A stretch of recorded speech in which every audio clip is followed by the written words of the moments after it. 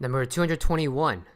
If a, b, and c are consecutive positive integers, okay, so you have a number line here, and you have a, b, and c, and this goes that way, this goes this way.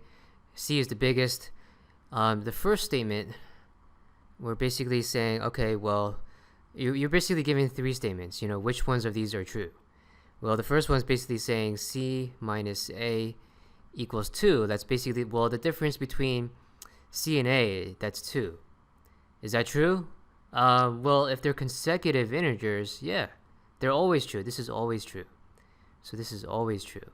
Then the second one, well, the product, a times b times c, is even, right? Is this true? Well,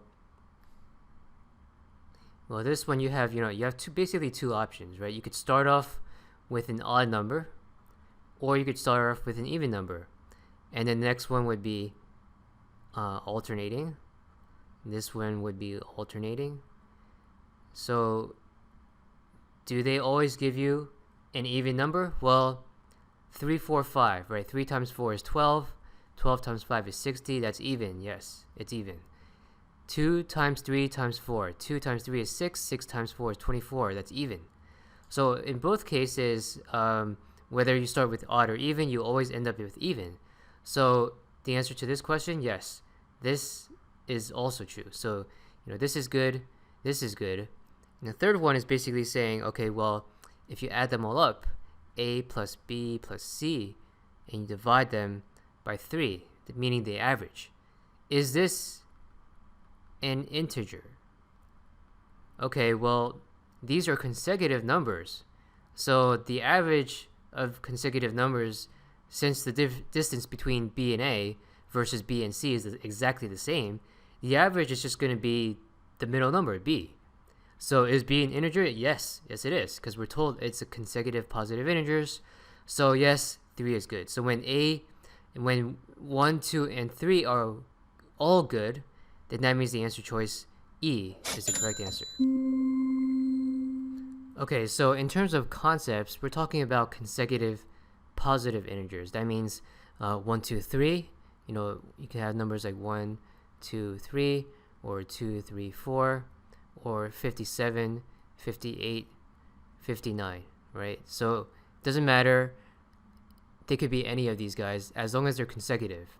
And some properties of these consecutive numbers is that, yes, the distance between the last one and the first one will be 2, as statement 1 shows.